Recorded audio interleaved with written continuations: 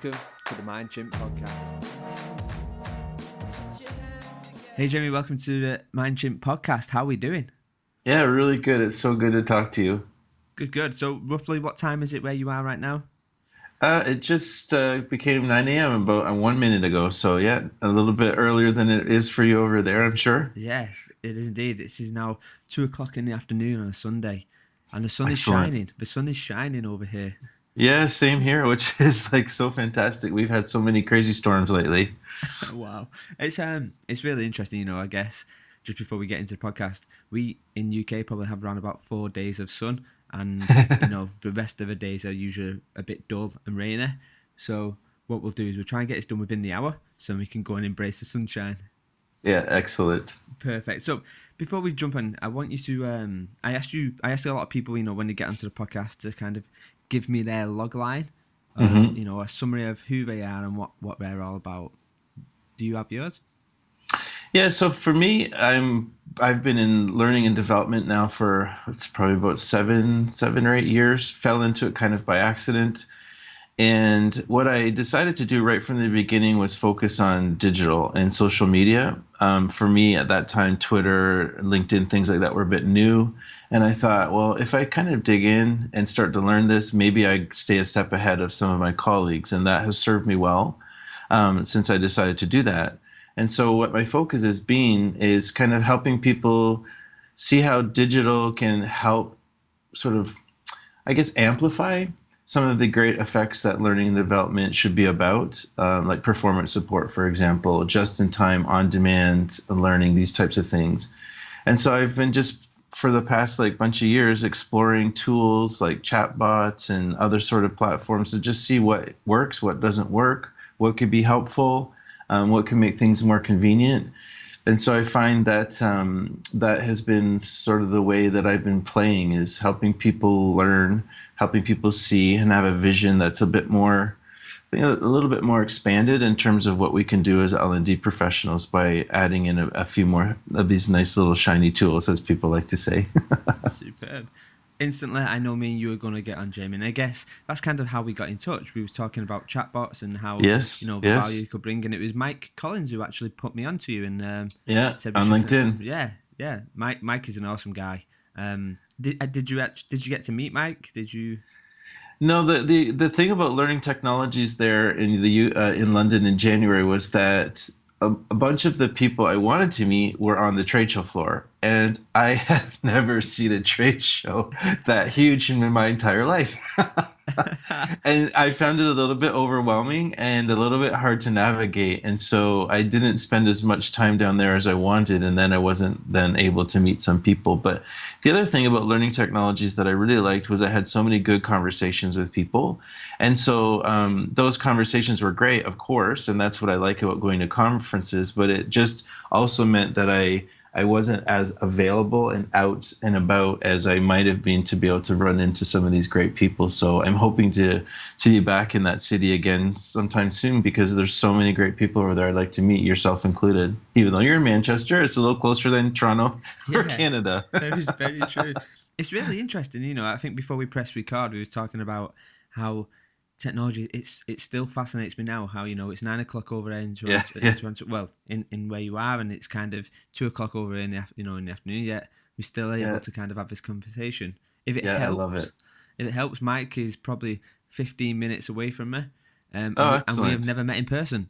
Our whole friendship and relationship is based around WhatsApp and communication and talking and sharing. Yeah, so Wow. just goes to show. But I've met Mike's partner at I think it was more of a kind of a conference a couple of weeks ago. But yeah, me and Mike still can't get our calendars to line up. But yeah, he's a good guy. He's a good guy. Definitely worth reaching out to when you're over here as well. Yeah, for sure. Perfect. Okay, so before we get into kind of a little bit about Jamie and who he is, I want you to pick 4 numbers for me, please, Jamie, from 1 to 100. Oh, okay. 10. Okay. 17. Yep. 36. Yep. 64. Okay, that's it. So we got 10, 17, 36, and 64.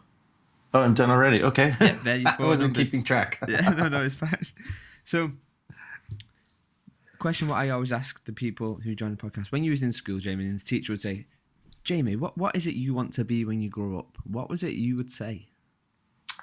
I don't remember ever having a solid answer for that. And the only reason is because my father was just like a kind of factory worker, which I mean, I'm not saying that factory work is not good, but it's not necessarily something kids want to aspire to.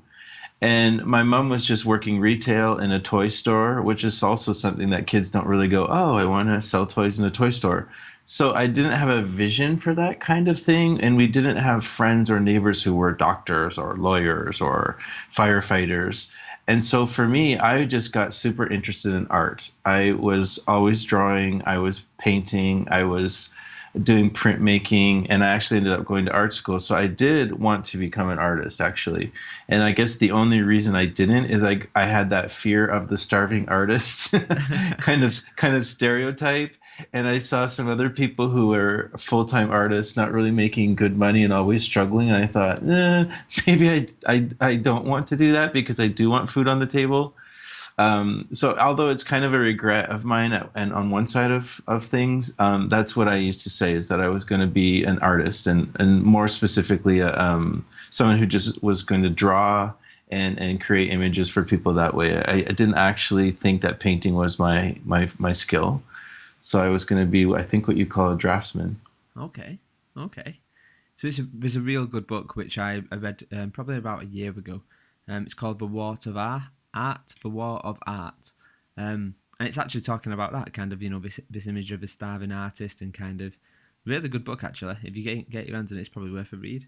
Yeah, I've been looking forward to something like that. I think would be good for me right now because I've decided that this is the year I get back into art, and I've got myself a studio. So it's time. It's been a lot of years that I haven't kind of exercised that skill, and this is the year that I'd like to bring that back into my life again. Oh, perfect. Another person as well who comes to mind, Amy Baval. Have you heard of her? Yes, I have. Yep, she's awesome as well for just creativeness in general more than anything.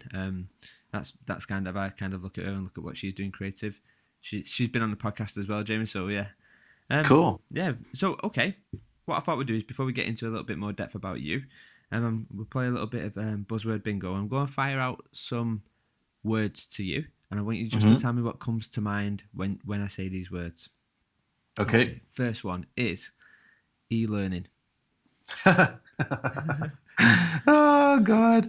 The first word that comes to my mind with e-learning is status quo. Well, that's two words, but the phrase that comes to mind is status quo. Okay. Classroom training. Traditional. Okay. And digital L&D. Confusing. Okay, and one more. Let's have Jamie Good. Dangerous. I love it. Okay, Jamie, thanks for that. So, me and you've talked in the past, and we've talked, we use the power of WhatsApp to talk and kind of go back and forth quite a bit. Yeah. But maybe, if you could give the listeners a bit of a brief background into kind of where you've come from, and give us a bit of a brief background over your bio and to where you are right now. Yeah, so I was also by accident, I fell into teaching English as a second language many years ago. I don't want to give away my age, but when I was in college, I met some refugees from Iran. They were Kurdish refugees, and they needed a lot of help with just language, navigating the city, etc. And so I started sort of helping them with the language, really liked it, and had always wanted to leave Canada to explore another country. So I went and taught English in Brazil for a couple of years, came back, got into what we call ESL school, English as a second language school.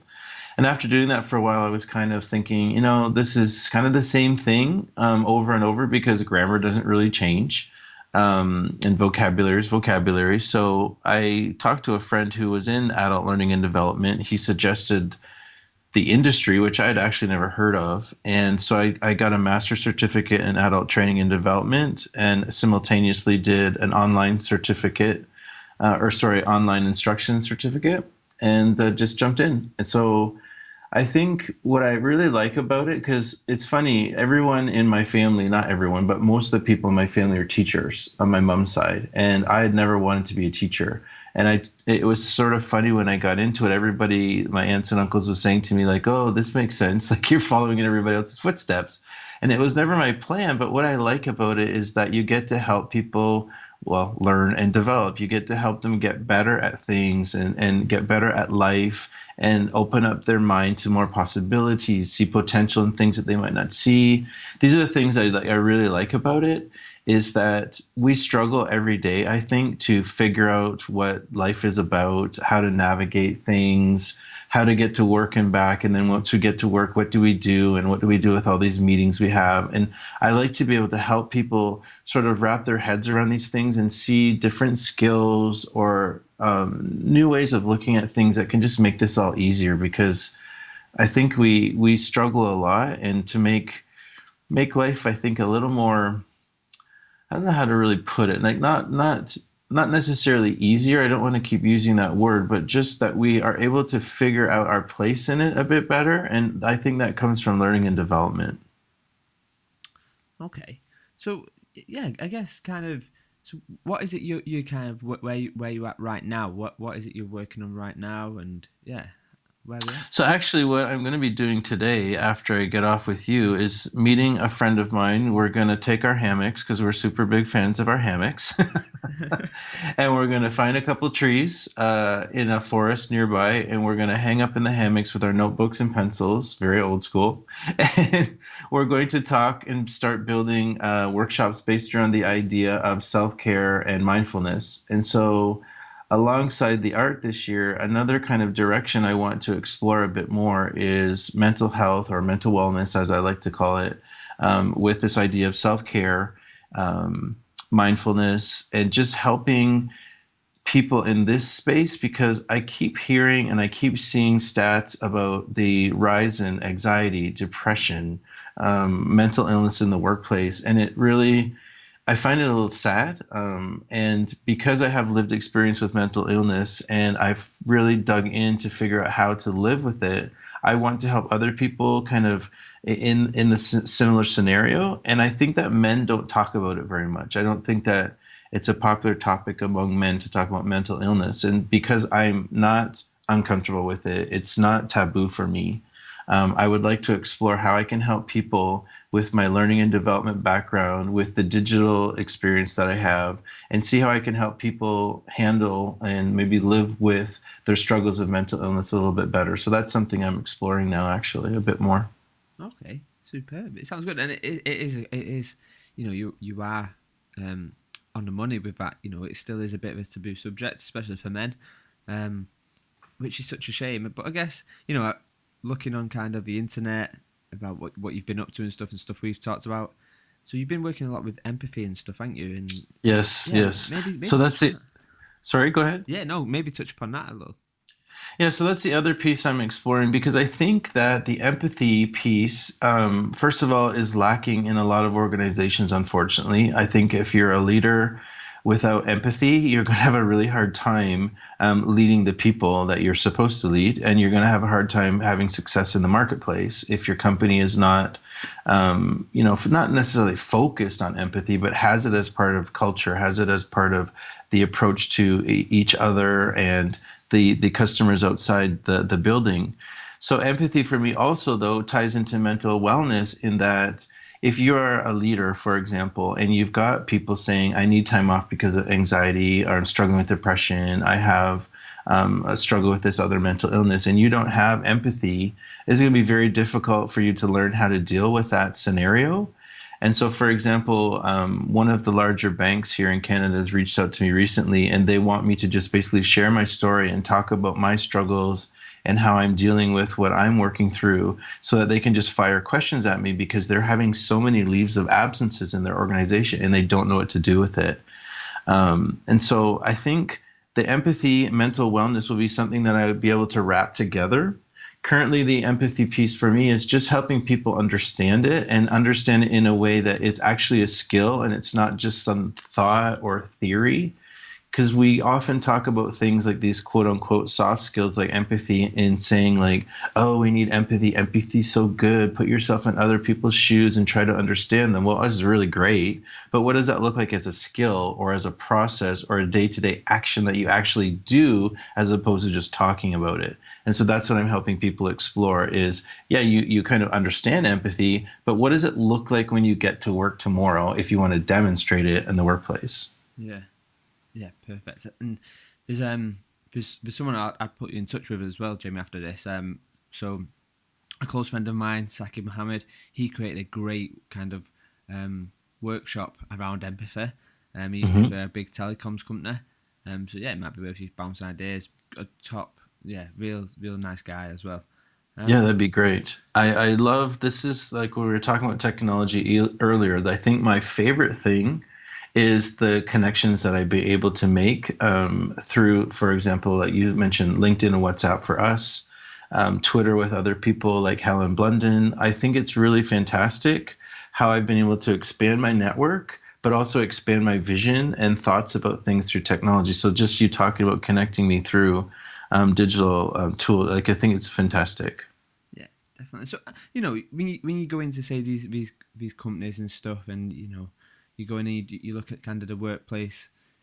What's kind of some of the key things you see repeated over and over again in different say companies or different clients? This is maybe not what you're expecting me to say, but the one thing that I have noticed over and over and over again is that I think that a lot of people have trouble, and teams have a lot of trouble figuring out what it is that they actually should be doing. What is the important work, as Cal Newport likes to call it, like the deep work, and what to prioritize. Because I find and just how to work better and more efficiently. It's why I decided to call myself the digital fluency coach about 4 years ago, is because I worked for an organization and people would ask me for help, or I'd be sitting beside them and I'd see how they would use their computer, and I would see how they would use email or PowerPoint. And I was like, oh, there's a way faster way for you to do that.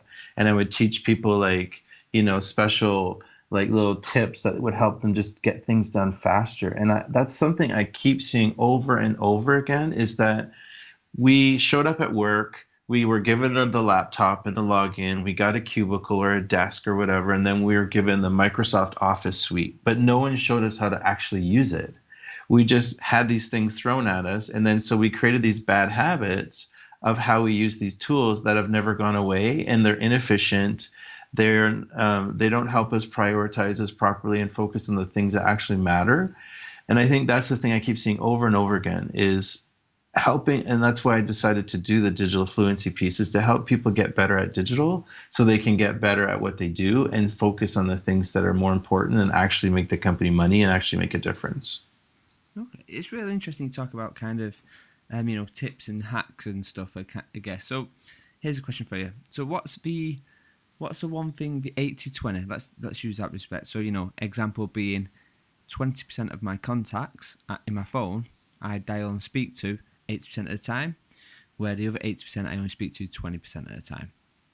So what's your 80-20 hack? And maybe it's personal, maybe it's professional. And, these questions moving onwards can be aimed at you personally or you professionally.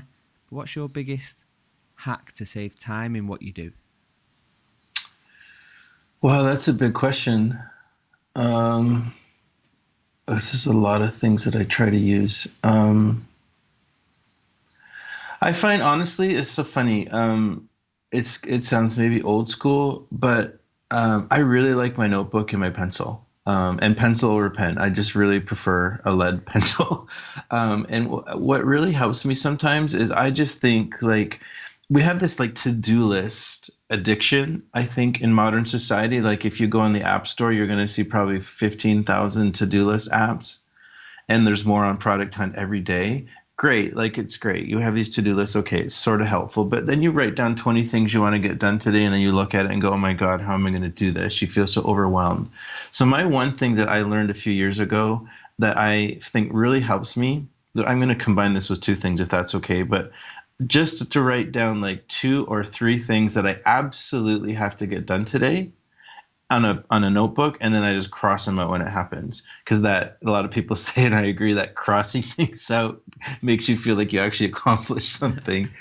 But I think that what that does is if I sit down in the morning and I go, okay, I have like a workshop coming up on Friday, for example, and I have to get the slides done, so I got to get that done today. Then what it does is it helps you prioritize in this piece that I was just mentioning early, and it helps you see what things that really are going to move the needle and are going to help you get a little bit further ahead. And I talk to people about this, and they're like, yeah, but you're only doing 2 or 3 things. And I'm like, well, how many things do you get done in a day like that are really significant? And most people will be like, yeah, actually, I only got about 1 thing done today that really mattered. And so I think if you are able to get 2 great things done every day, you will just step by step get further ahead and get closer to the goals that you want. And it seems to work for me. But the other thing that I do, and it also comes from the fact that I'm like super high on the ADHD scale, but I use that, what we call the Pomodoro technique, where I will chunk time out during the day and focus for like 25 good minutes, and then give myself a break, and then focus for 25 good minutes, and then give myself a break. Because I think it's really unrealistic for us to think that we can sit down for 2 hours and work on something focused the whole time and actually producing well that whole time. So I like to space things out, and I have recently put on apps that block things on my phone and then block things on my computer, so that I'm not distracted by Twitter, LinkedIn, Facebook, all of these things, Instagram during the day, because those are black holes that I can really jump in. And so that's the other thing recently that's really helped me, is just I'm using the technology to block me from accessing the technology. But it works. It totally works. I love it. So if I was to say to you, you have to give a book as a gift to 3 friends, what book would you give? Flow. It would be Flow. And can I say 2? Yeah, sure. So it would be Flow by the writer that I can never pronounce his name, Macaulay Culkin. I honestly have no clue how to pronounce his last name. But it's such a brilliant book on talking about how we get into flow and when we are the happiest based on what we're working on and what we're spending our time on. It's a fabulous book, and I actually did give it to people for Christmas. And then the other book that has literally changed my life, and I'm not exaggerating, is called Boundaries in Relationships. I believe it's by a doctor. I think his first name is Charles. He has a little bit of a spiritual, religious slant to some of it in some of the book. But it was so helpful for me in learning about boundaries and how to set them and create healthy boundaries in my life, so that I was protecting my space, but also just being able to get more done that I need to do. And I recommend it to so many people. Okay, I'll check them out. So, over the space of your career in let's call it, just wrap it up into a nice nutshell of learning development, what's been your positive failure? And when I say that, I mean, something what happened to you which was deemed a negative in a moment, and maybe a week, a year, 2 years down the line, looking back to it, you can go, actually, that was a really positive moment for me, because if that didn't happen, I wouldn't be where I am.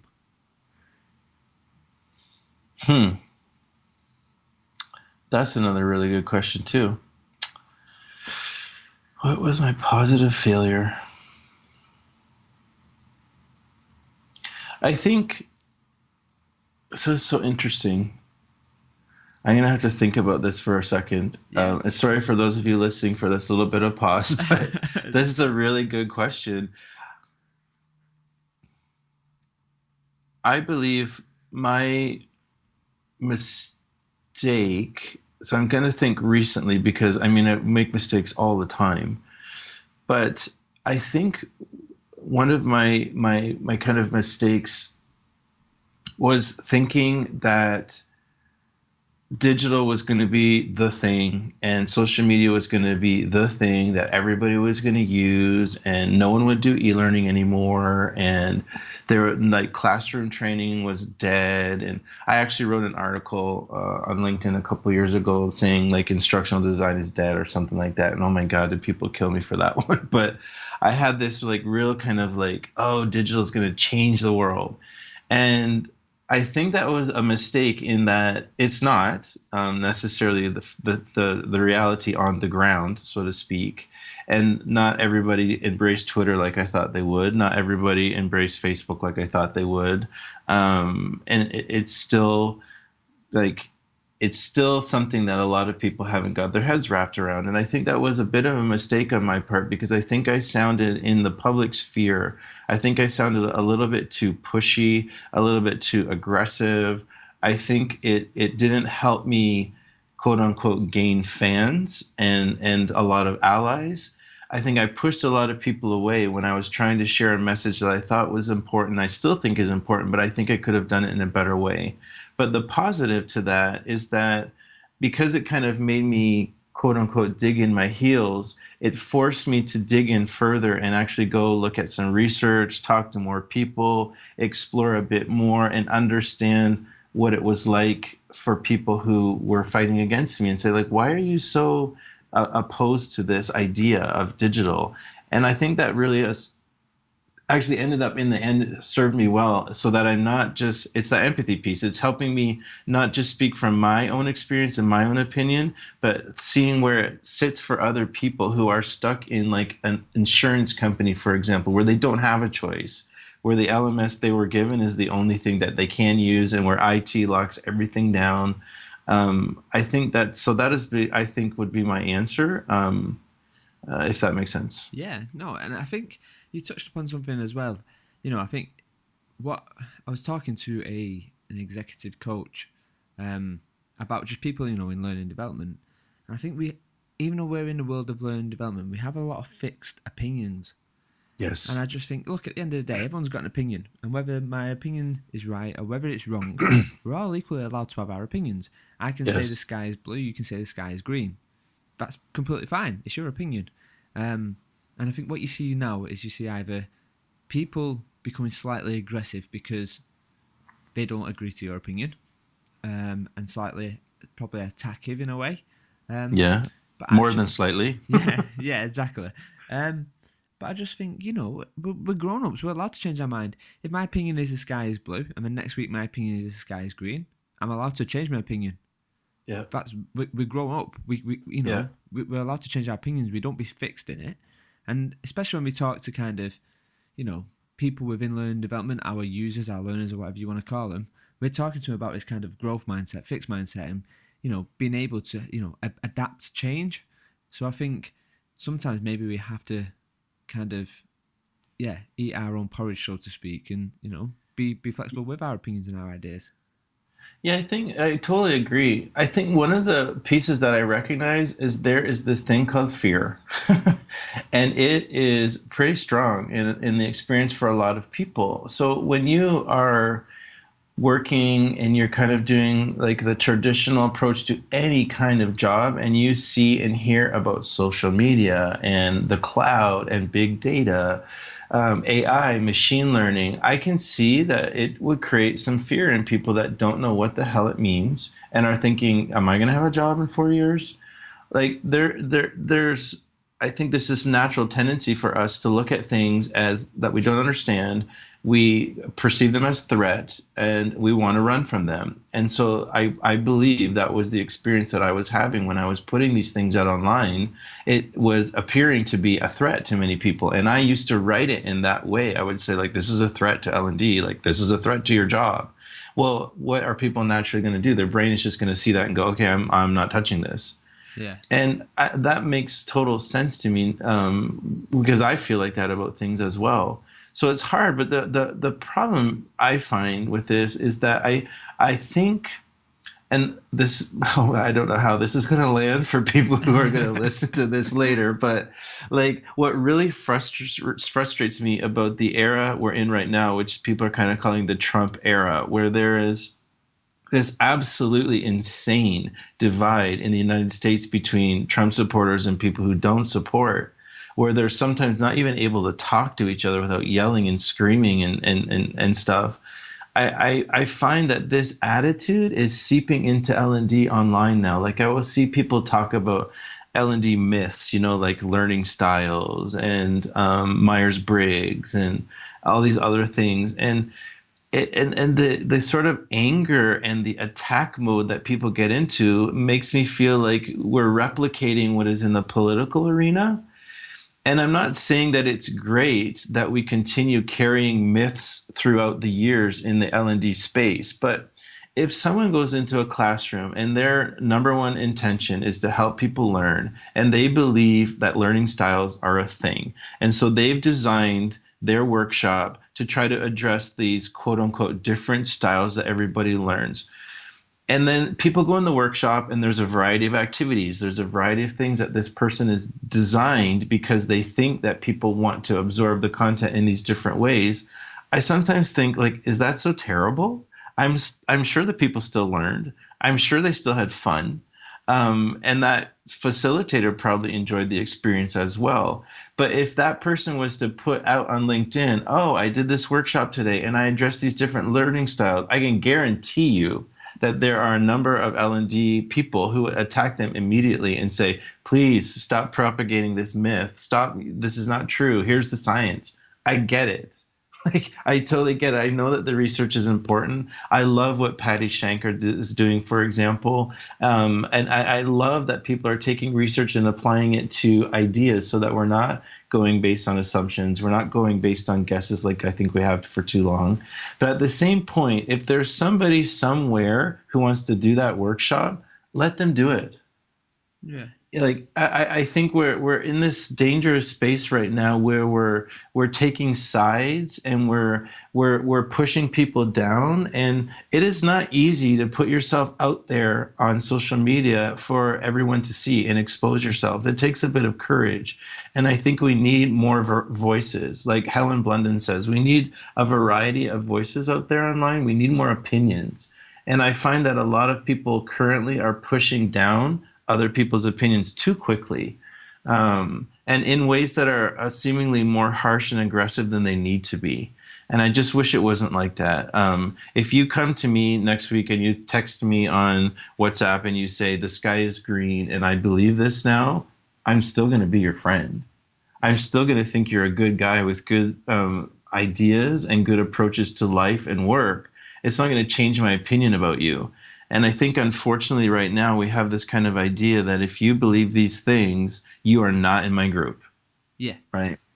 And I think that's dangerous because this is a time, especially now when you've got some stuff going on in the UK as well that's a little bit crazy, that we need to learn how to work together and collaborate and accept the fact that we don't all believe the same damn thing. Yeah, spot on. And I think it's really interesting. I have fell foul of this. And I'm glad. I'm okay to say I fell foul of this. So I think what we're seeing now is we're seeing a lot of tribalism within yes. R&D. And I was talking to the guys from Good Practice podcast. It was actually Tuesday. I was saying, it's really interesting. One of them cracked a joke about kind of learning styles, and everyone was laughing like, ha ha ha, learning styles, blah blah blah, and kind of in a very, I don't know how I can phrase this, in a very kind of, not smug, that's the wrong word to use, but kind of a very ha ha ha laughing at the others. Yeah, as if it was like better than, the others. But I just think, hold on a minute. The chances are, most of you, at one point or another, have bought into learning styles. Yeah. So I don't think we should be in a way where we can laugh and joke at it, because great, the information at that time was learning styles existed. The information at this time is that learning styles don't exist. But I don't think we should kind of laugh at it. I think we should just say, oh, well, that was just kind of, something what we bought into then, and, new information showing that it isn't. It's such a shame. And I think you talk about new ideas and stuff, and Amy Baval is something which she uses a remix concept of taking something which is already out there and remixing it to adapt it to whatever you need it to do. I think, you know what? Learning styles, well, the data out there shows that, learning styles don't exist. But actually, if I could remix the learning style and still get the end goal of people understanding one thing or another, then, you know what? It's just another tool. It's just remixing something to get another outcome, I guess. Yeah, I think so too. So we're gonna get killed for this, right? So just 100%. Be ready for when you release this. People are gonna hate me for this for sure. And the thing is, like, listeners, whoever's listening to this, I know that I'm sounding like a hypocrite here too, because I have done this before. Like, I have been that attacker in the past, Yep. where I have tried to like smoke someone on Twitter for some kind of idea that they put out there. I know I've done this. And I used to have a Slack group, and I used to drive the guys in the Slack group crazy because I would just push every button I could. But my purpose at that time was just to get people to think more about these things, and let's go deeper and let's explore it deeper. Because if there's one thing that drives me nuts about L&D is this continual conversation about ROI, and we don't have a seat at the table, and does our jobs matter, and how can we make a difference to the business? It's like, oh my God, like, can we not figure this out? And I don't think it's helpful for us to be able to figure this out by just arguing with each other all the time and saying who's right and who's wrong. And I do, like I say, I'm going to repeat that I think research and data is super important. Like, I've done webinars on big data and measurement, and I just helped a team last week dig into that because it is important. Like, just going based on assumptions is not the great way to go forward. But like, do we have to take that data and then shoot other people down? I don't think that's a smart approach. We could be a bit nicer about it because, as I said, if we put things out there in a way that it seems a little bit more aggressive, I think people's brains are naturally just going to retreat, and they're going to kind of put their hands up and go, I don't want to hear this, and I don't want to look at this. This is something else that you're telling me I have to learn now, and I just don't have time. I got to take my kids to soccer. Like, it has to fit into our routine, and it has to be something that it attracts people as opposed to repels them. And I think currently we're not doing such a great job at attracting people to the better way, quote unquote, of L&D, because like you said, we will sit together in a little side room and laugh about those other people out there who haven't learned what we've learned yet. And that's not helpful. Yeah. I mean, it's like fucking Mean Girls. It's like the movie. Like, we're replicating the movie, for crying out loud. Yeah, I completely agree. I completely agree. And I think, I think the growth from that is, from a personal, is you have to kind of sit back. It's so easy to be kind of reactive to something and kind of get in the moment and go back and forth. And I think sometimes you have to realize that people are trying to honey trap you one way or another. Yep. And two, actually, me putting out a reactive response, will it get us anywhere? Probably not. It'll just get into a heated debate. And you know what? I think the growth inside the person is realizing when to kind of engage with good conversations and when to step away from potentially, It's because online, although I love it, I still really love Twitter, but I see so much stuff on there that I go, oh my God, this is so terrible. People can be so terrible to each other online. And it's so easy because, unfortunately, we sometimes let our self-awareness drop a little bit, and we go emotion first. And I believe that Facebook, Twitter, and these platforms are set up to trigger our emotions first and not our logic.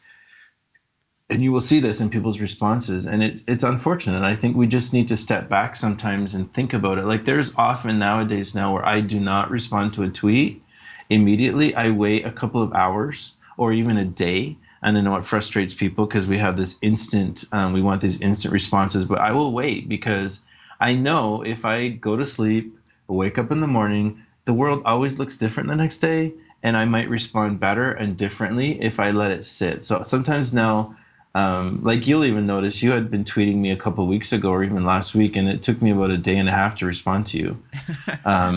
Just because I wanted to think about it. We were debating, what was it we were debating now? About online communities. Yeah. Whether Slack was better or whether WhatsApp was better. And it was a really cool conversation. And it's the thing that I love about Twitter, and what it used to be for me more so than what it is now, is where we would debate and discuss and share opinions around a certain topic and learn from each other and actually have a conversation, as opposed to just pushing out links all the time. And so I really liked it. And I was like, okay, I'm finally getting what I want out of Twitter again, where I'm having real conversation with people and digging into good, important topics. So I don't want to just respond with emotion. I want to think about it. And I did. Like, I read what you were saying. I read what, I can't remember everybody that was involved in that conversation. Helen was, I know. And we were talking about Slack and how Slack can be a little bit crazy. And but WhatsApp, I was asking you, like, how do you keep track of all the messages? And it was good. Like, I was actually spending time after thinking about it. And then I waited before I responded to you. Yeah. And I guess I know it's difficult for us to do that, because then we can even just forget that we were having those conversations and not end up responding at all. But like, it's maybe better than just responding in emotions first and being a little bit too aggressive. Yeah, and I think, you could see something one day and then it drives that emotion, and then the next day you wake up and you think, I'm not even going to let that control me today. I'm not even going to address it. Exactly. You have the option of never just actually addressing it. But no, I think, communities and WhatsApp communities, I'd love to get you into kind of the community which I built. I think it might be interesting for you to kind of just sit back and watch how that works. Yeah, for sure. Okay, so let's kind of step change a little bit. So if I was to say to you, okay, Jamie, you can have a football stadium, American football stadium, okay, and you can have a billboard outside that stadium, and everybody coming out of that stadium is going to see this billboard. What message or what quote or what would you put on that billboard? That is like one of the best questions I've ever heard. So I'm just going to tell you right now, Danny, that this podcast is going somewhere because you have such good questions. So that's an easy one for me because it's tattooed on my arm. Remember to breathe. Remember to breathe. Okay. Yeah. I like that. That's good. I have discovered through my experience in life that just pausing to breathe properly, like from the gut, nice and slow, this what we call deep breathing, mindfulness breathing, whatever the hell you want to call it, has really saved my life. It has kept me calm. It has prevented me from road rage. It has helped me, for example, not responding in a terrible way on Twitter. It's been such a gift to me to learn about this concept of deep breathing and just pausing to breathe as a form of self-care. It's just been amazing for me. So if I could tell the whole world something, it would be 3 words: remember to breathe. Okay, perfect. So I guess this kind of leads us on to our next question. So when, in your day-to-day life, when sometimes you're probably feeling either stressed or maybe it could be a case of you're lacking focus in what you're doing, how is it you regain either composure or, regain focus on the work ahead? And maybe you've just answered the question, I'm not sure.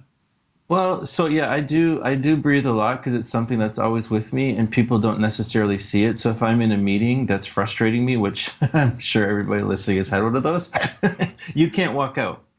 Right? Yeah. You can't just walk out and go, fuck this, like this is ridiculous. But I can sit there and I can do the breathing because you can feel your heart rate increase when you're getting frustrated. You can feel the blood coming up into your face. So I will just sit and I will put my hand on my stomach because that doesn't look weird necessarily to anybody there. And I can just feel the breath coming from my stomach, and it does really help me. The other thing I like to do if I can is just walk, especially in nature. I try to put myself in nature at least once a week because there's just something about it. I think that it's so helpful to us to just remove us from the crazy. And I've been trying as best as I can to unplug a lot more because I'm so addicted to my phone. I think digital, I think social. There's so many cool apps out there, and I love all of this stuff. Like our house is pretty hooked up to be kind of like a smart home in a way. Okay. But I also just like to disconnect, be in my hammock, listen to the birds, read a book or not, and just rest. And I think it's so scary for some people, and it's so difficult for people to just have moments of silence because we're afraid of the thoughts that come into our brain in those times. But I'm not afraid of that, and so I do it as much as I can. Okay. Good advice. God, I'm giving you really long answers. I'm so sorry. This is going to be... Oh, I don't know if you have a time limit for your podcast. But... I do not.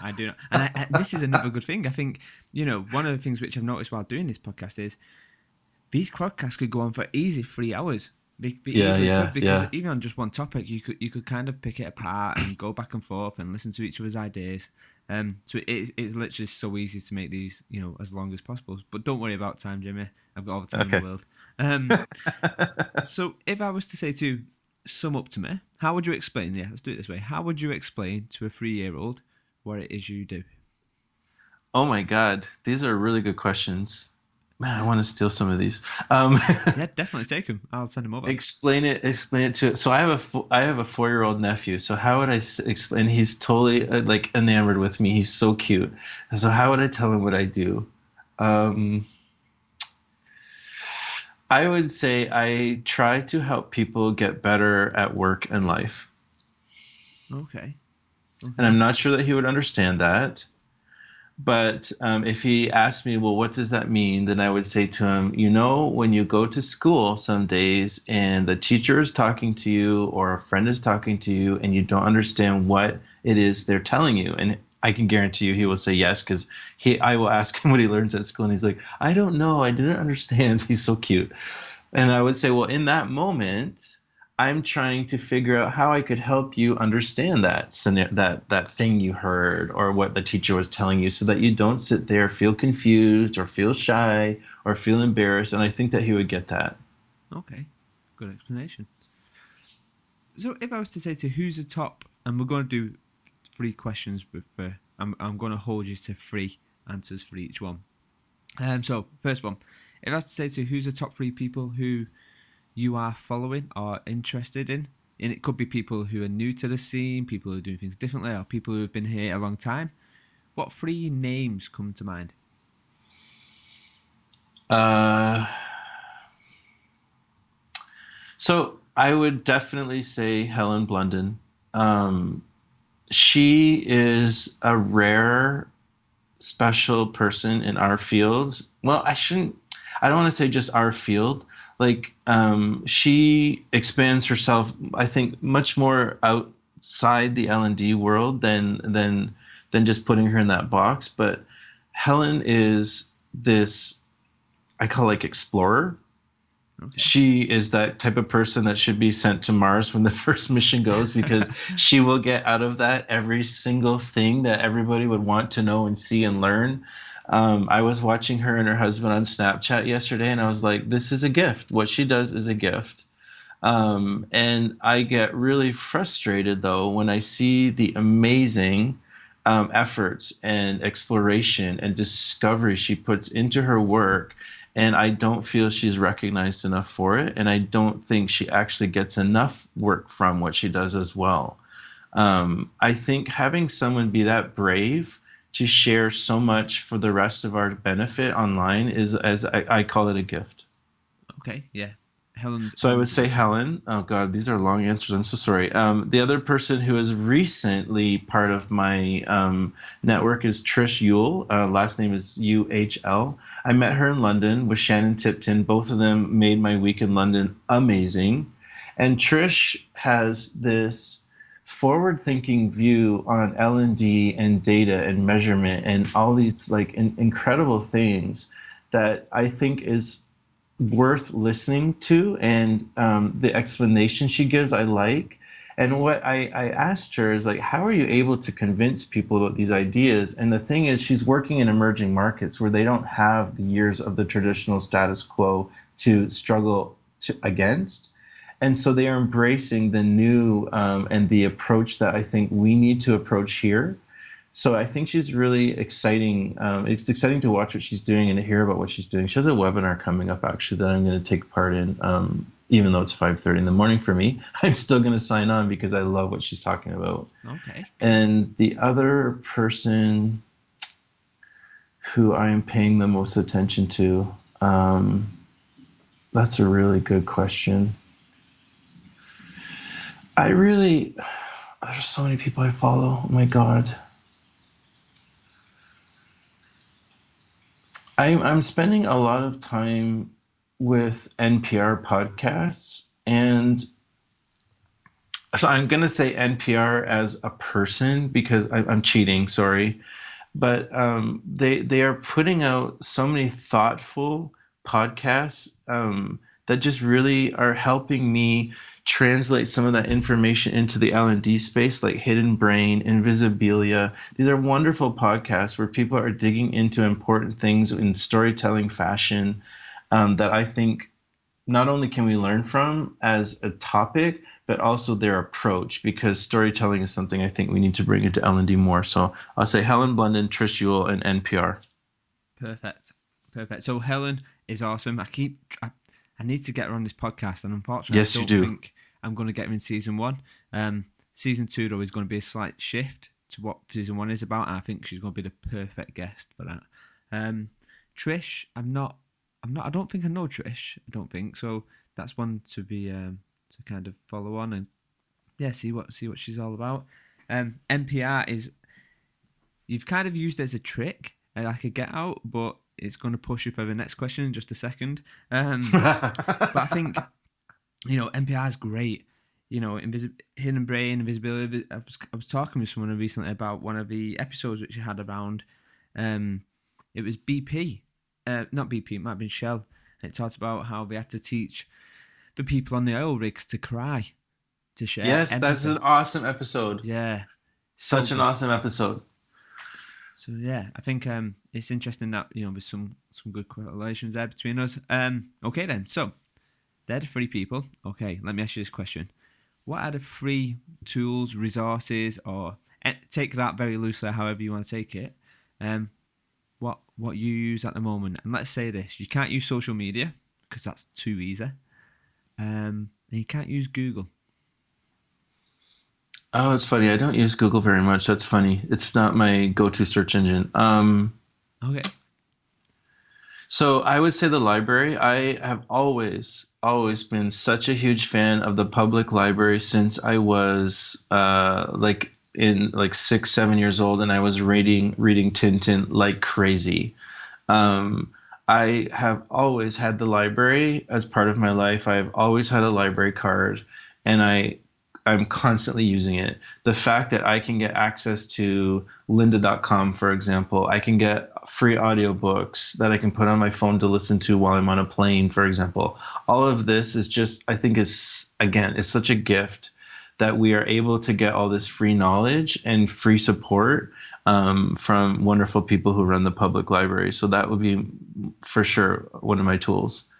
So wait, is this tools for learning or just... so it can be tools for learning. It can be tools for your day-to-day life. So I mean, you mentioned we can't use Google, so I'm assuming you're going to be kind of a DuckDuckGo user or something similar. No, actually, I should be using DuckDuckGo probably, but I honestly search a lot on like YouTube and Twitter and places like that. Okay. Believe it or not. Yeah. Because I get search results plus people's views on things, as opposed to the algorithms that Google serves you up the things that they think you want to know. And so I just find I get interesting results from the other places. Okay. I search on Facebook a lot too, actually. Yeah.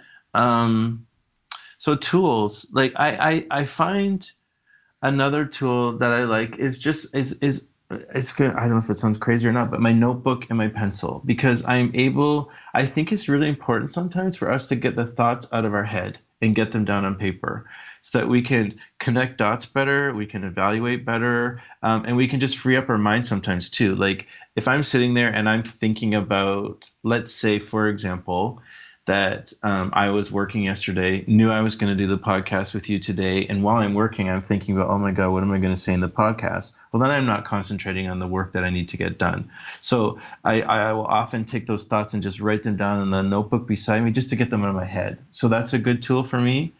And this is like, I don't know if this is crazy, but I love my hammock. I have an Eno hammock. It's Eagle Nest Outfitters. I'm not paid by this company to say this, but it is one of the best purchases I have ever made, because it is about the size of a grapefruit once I fold it up. So I take it with me like everywhere. I actually hung it up between two trees on the side of the Grand Canyon last year, and it was one of the best times I've ever had. But what it does for me is it forces me out of the house. It forces me to look for places of quiet. It forces me to slow down. It forces me, I shouldn't say force, but it encourages me to do self-care more often. And I really think that's important, that if I'm going to be able to, if I want to be the person that helps people learn and develop, and I want to have more insight on things, or if I want to be more empathetic towards people and I'm not doing self-care, like good luck. And so the hammock, I know it sounds like funny and it's probably a tool you weren't expecting, but it is the thing that has really helped me in the last year or so since I bought it to take time for me and to just pause and think through things without distraction, with just the trees like glowing above me. It is such a wonderful thing. Before that, I was doing float tanks a lot, where you go in that, 100,000 pounds of salt water or whatever and float in darkness and silence. And I love that too. But the hammock for me is a different piece of self care because I can do it literally almost anywhere at any time. I love it. Love it. Yes, perfect. So flotation tanks are awesome. I think they're slowly but surely gathering a bit of momentum over here. I'm quite lucky. There's one in Manchester, so it's about 20 minutes away from me. Have you tried it? Yeah, so I've done it a couple. I've probably done it about 3 or 4 times. And I don't know. Sometimes I can really relax, and sometimes I just can't. It's really interesting. The first time I did it, I relaxed straight away. But by the time I got into a relaxation, the time was up. So, but I think the problem I've done is I've not been consistent. So I've done it, then waited like maybe 4 or 5 months, and then gone again. Where really you need to be, I'd say, pretty consistent, I guess, to get the benefit out of it. Maybe. Yeah, I had a membership, so I went monthly to the float tanks here, and I think that does help because you kind of get into a routine at first, so you know what you're going to expect, and what I find is sometimes I would journal before I would go so that I wouldn't have so much thoughts in my head while I was there, because sometimes I wanted to just concentrate and think through one particular topic. But I have like a horrible ADHD squirrel brain, and it was really hard for me to focus in the tank sometimes. And I'm okay with getting out early from the allotted time that they give you, but I think it is so important for us to sit with our thoughts. I'm glad to hear that you're okay with that, because so many people tell me like I would never do the float tank, not because of the darkness, not because of the water, just because I don't know what would pop up in my mind, and I'm afraid of what would come to my thinking. And that worries me that we feel that way, because those thoughts don't ever disappear. They just keep cropping up, and if you don't just dig in and deal with them, you're just basically carrying them with you your whole life. And for me, I just want to get past things that are holding me back. So that's really cool that you've tried that. I recommend the float tank to people too, but I know it's difficult for people, especially if you have trauma in your past and you're afraid of the dark, for example, or something like that, or claustrophobic. It's not an easy ask. No. So that's why my new thing to preach is the power of hammocking. There's definitely a brand you could be putting out there. Definitely doing it. I think who put me onto flotation tanks? Actually, it was Joe Rogan. The comedian. Yes, he's bought one because he loves it so much. Yeah, so I listened to his podcast quite a lot, and it was actually when he used it for creative writing for his his comedy material, and I jumped into it from kind of to see from a creative point of view what it could bring. And then I'm slowly but surely trying to get into TM meditation at the moment. But yeah, when I say slowly, I mean it's pretty much non-existent right now. But it is something what's on my to-do list to actually throw some real time into it. So why are you deciding to choose? So you're saying transcendental meditation, right? Yeah. So why that particular branch, as opposed to? Well, so why are you starting in that route, for example? Definitely. So I've tried different types of meditation before, and I've just found, when you look at something like say Headspace, Headspace is good, but I just still find it a little bit too hard to kind of completely go. It's like it starts to drift a touch, and then boom, it's back on. Where I think with TM, one of the things which I like is you continually chant this kind of word over and over and over again. And the idea behind it is that your brain switches off to this word after a while, so it kind of keeps the brain busy thinking about this word, and then eventually it switches off and the word becomes less and less noisy, and it's meant to get you there a little bit faster. And I think I'm quite action orientated, so I think give me a task of saying this word over and over again, and it might it could be that when I get into this it's another failure, but I guess I won't know unless I actually throw some time into it and see see where we go. So I'm just gonna put a wrench in there for you and Okay. challenge you a bit, because I've been thinking about those two as well. The kind of headspace approach where it is, just letting your thoughts happen and coming back to focus, and then the transcendental where you have one thing that you actually focus on. What I like about the headspace and there's a ton of apps like that kind of approach, the kind of mindfulness thing, is it's allowing us to be okay with our thoughts, and then they just drift in and out, and we don't judge them. We don't say like, oh my God, why am I thinking that? And we're just aware of the fact that there are these things called thoughts. And because I think that, and it's so funny, I think that we have these thoughts and we think that they're reality, and they're not. And that's where I like the mindfulness piece of the meditation, is that it just helps us get more comfortable with the fact that our brain will go in all of these crazy directions, and it's totally okay. And learning how to handle that sort of thing, where a thought comes into your brain while you're walking down the street and you're like, oh my God, and you start to feel anxious, as opposed to just going, oh, that's just a thought. It's not reality. And I'm just going to keep walking and not let myself get overwhelmed by something. Because I think we create stories in our head a lot that aren't based on reality, and we get ourselves worried, we get anxious, we get angry, and then it comes out on Twitter, for example. And so that's why I'm just putting that out there, that I think it's okay that you lose focus and you come back again, because that's just what we do, right? That's what we do. Yeah. But I would love to hear how it goes with the transcendental too, though, because it's something I'm curious about. But I think I would really get frustrated by saying something over and over and over again. So I want to know how it goes for you. Yeah, I will definitely keep you in the loop with that one. I think I've got to, before I even address TM, I've got to address my morning routine a little bit as well before I get there, I think. Yeah, true. Morning routine, I think, is the key to success for anybody. Yeah, my morning routine is kind of, well, I don't really have a consistent one. I've actually tried to, probably over the last 2 weeks, I've tried waking up, and once I actually wake up, read a chapter of a book, not touch my phone, because one of the things which I struggle with, I think, is I'll read a book, and then, I've talked about this openly. I have dyslexia and dyspraxia, so one of the things is I read a book, and then, the next day I can't recall that chapter. Mm-hmm. I can't recall it greatly, and maybe after a few prompts I can, but I can't recall it, which worries me. So I'm thinking, right, okay, well, maybe I'm not reading to learn, I'm just reading to read. And so then I'm kind of addressing that in my head at the moment.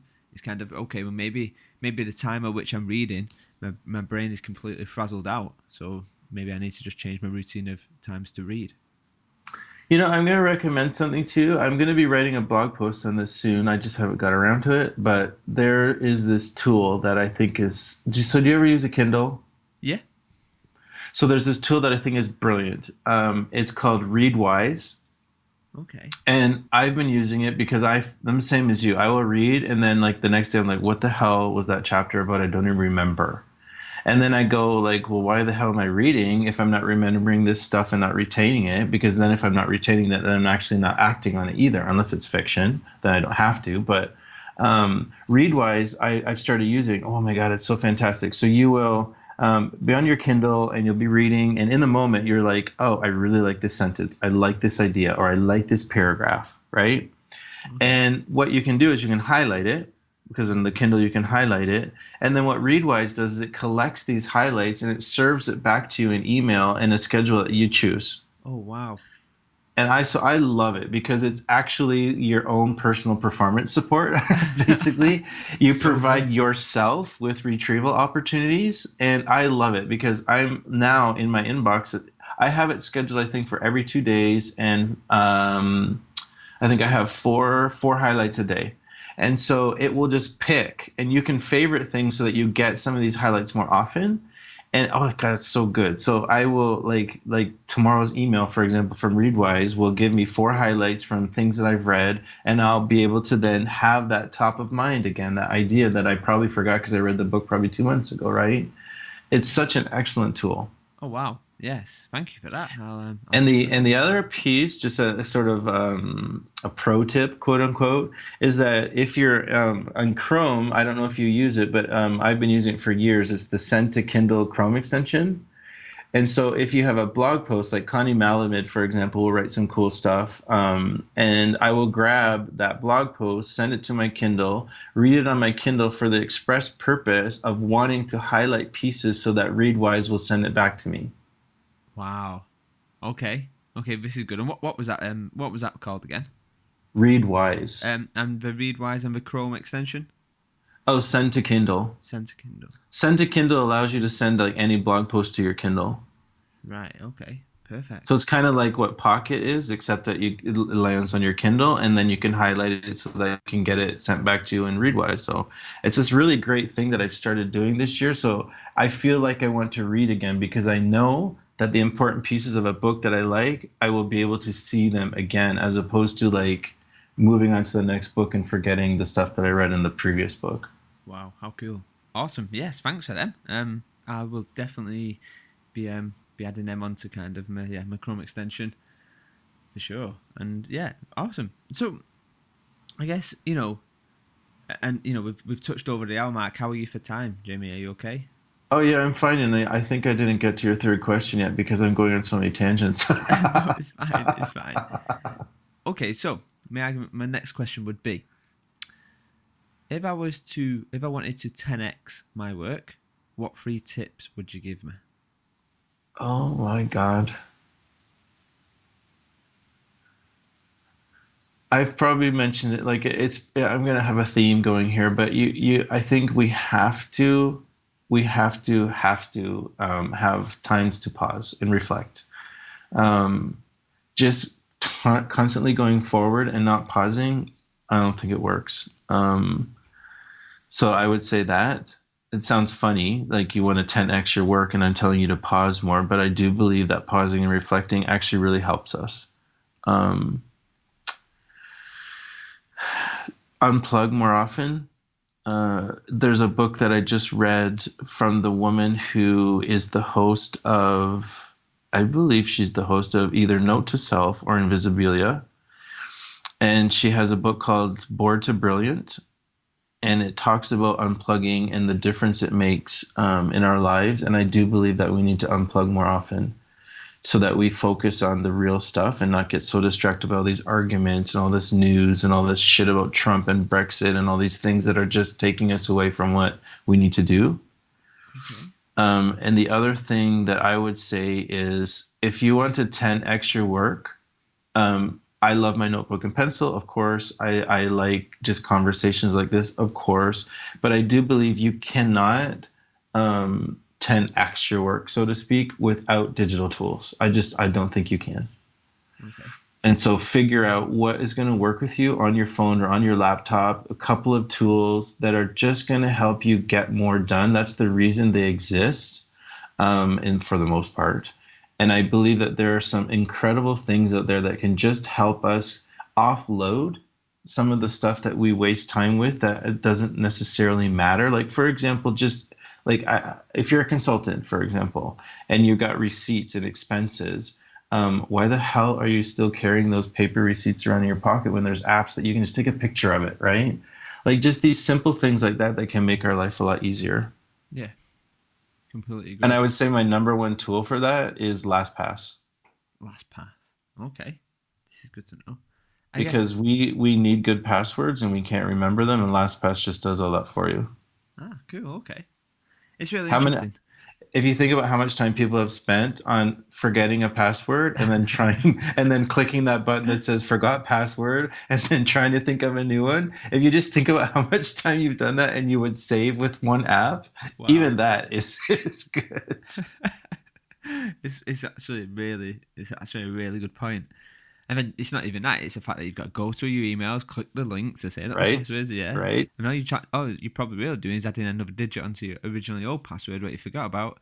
Yeah, it's very long-winded, but it's interesting. I use if quite a lot, if this then that. Mm-hmm. I think just to automate, some of my basic things. Sometimes it'll be if I put a post out one way, if this and that, kind of send it out another way.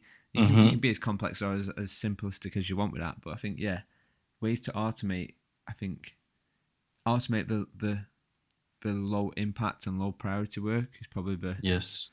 is a good shout. Yeah. So if I was to say, okay, Jamie, the 90-year-old you is, in the future, this 90-year-old you is going to send you some advice right now. What's the one bit of advice they would send you what you're still struggling to take? Fuck, these are good questions, Danny. Oh, I just swore again. Sorry. It's These good. are really good questions. My 90-year-old self would tell me right now. I'm gonna say, like, right off the top of my head, I would say spend less time in email. Okay. I have said in the past that nobody on this planet is going to be on their deathbed and go, "Oh my God, all those great emails I sent and read." No one is going to do that. Okay. That's great advice. Great advice. So, let's wrap this up then, because obviously the sun is still shining. So at the beginning, I asked you, when you was young, what is it you wanted to be when you grow up? And you mentioned an artist. Now, obviously, Hmm. we're in an industry where we're constantly telling people to kind of develop and grow and continue to develop yourself. So obviously, we never really stop growing and we never really stop developing. At no point does someone say, right, you've hit this age and that's it.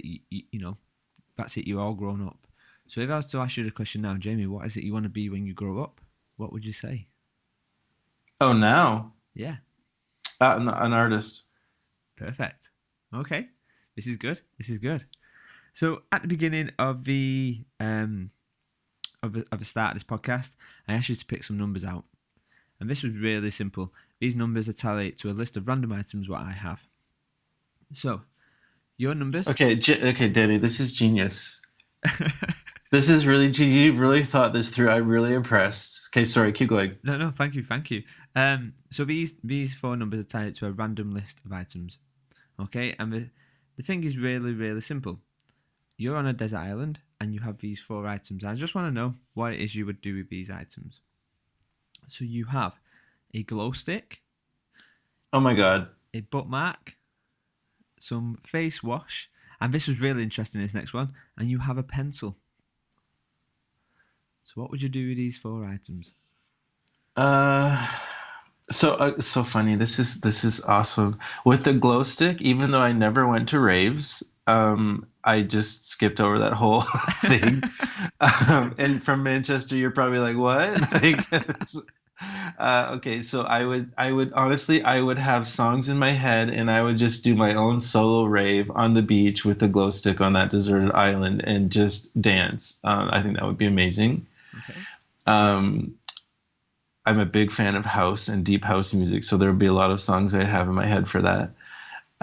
This bookmark, it's so interesting. This is a really good question. So obviously, I'm not going to have a book to put the bookmark in, but I think what I would try to do is, if I'm on a deserted island and I have lots of time to explore, I would probably then. This just sounds kind of funny, but I would bookmark the spots on the island that I want to return to. So Okay. I would maybe like go out for a day and find something really interesting, like you would find in a book, and I would bookmark that spot, and then come around another day and find that bookmark again, and go, okay, now I have to find another interesting thing on this island. So I keep discovering while I'm there, so I don't get bored out of my skull. Okay. I love it. I love it. The face wash was the other one. Yep. Well, the face wash, I guess I would wash my face, but I'm not sure that I would worry about that much. I bet you that would get the least amount of use because there's no one there to really. I mean, it would feel fresh to have my face washed, of course, but why not just go in the ocean and do that? Correct. I love the ocean. And then the last one was, don't tell me, I'm gonna remember. Uh, I don't remember. It was a pencil. Oh my God, yes, a pencil. Oh man, but I have nothing to write on and nothing to draw on. Yes, I do. So I would find what material exists on that island that in its current form or in dried form or something I could draw and write on, that would be like probably the first thing I would do once I landed on the island and saw the pencil, is find the thing, the object or whatever I can do to draw and write on, and I would make sure that I would draw and write every day. Okay, perfect. I love it. Great, great creative thinking there, Jamie. Definitely. So, just coming to the end now, I guess, where can people find out a little bit more about Jamie? Where can we go to find out a little bit more about you? Twitter at JGoodDFC. So the DFC stands for Digital Fluency Coach. Even though I'm probably rebranding this year, that's still where you can find me. And LinkedIn. I probably spend most of my time on LinkedIn these days because it's where I get most of my opportunities from. And I still like it, even though a lot of people are complaining about it being like Facebook, but I still really like it. Okay. I could say I have a website, but like I said, I'm going to rebrand. So who knows when people are going to listen to this. So that's probably the easiest, is Twitter or LinkedIn. LinkedIn is probably the easiest for everybody. That's what I'm going to say. Okay, perfect. Well, Jamie, it's been an absolute pleasure. Oh my God, it's been amazing. Danny, this is really good. Like, you have really good questions. You've pushed me. You've challenged me. You've triggered creative thinking and critical thinking. Like, this is really good. Like, I don't know if you're thinking of getting sponsors for this so that you get money out of it sometime in the future, but you could. This could be part of your career. Awesome. I love it. Great idea. Yeah, no, this is really good. I'm looking forward to listening to the other interviews. Do you know by chance when it might be coming out for listening? So it'll be dropping on my birthday. So my birthday's on Tuesday. What? Yeah, so I'm gonna do it as a gift to myself. Love this. Love it. So I gotta come to Manchester because we gotta hang out because we have so many things in common from this conversation, and we could just go on for hours. You're right. Like, I'm totally coming to Manchester. Yes, definitely. When you're next up here, or even when you're next in the UK, definitely drop me a text and we can we'll hang out. Oh yeah. So yeah, 100%. I guess it's dropping on the 8th of May. So roughly each podcast takes around about 4 hours to do your social stalking on, and get these questions which can be tailored and which will challenge. So I just thought, it was never really an idea to make money from it. It was always a gift of giving back. Of course. And that was kind of why I created that WhatsApp community as well, gift of giving back to other people. So yeah, but it'll be the 8th of May when it drops. So yeah, I will tag you in your episode as well. This is it's been totally fun. Totally fun. Awesome. Cheers, Jamie. You enjoy the rest of the day. Yeah, you too. Thanks. Bye-bye. Bye-bye.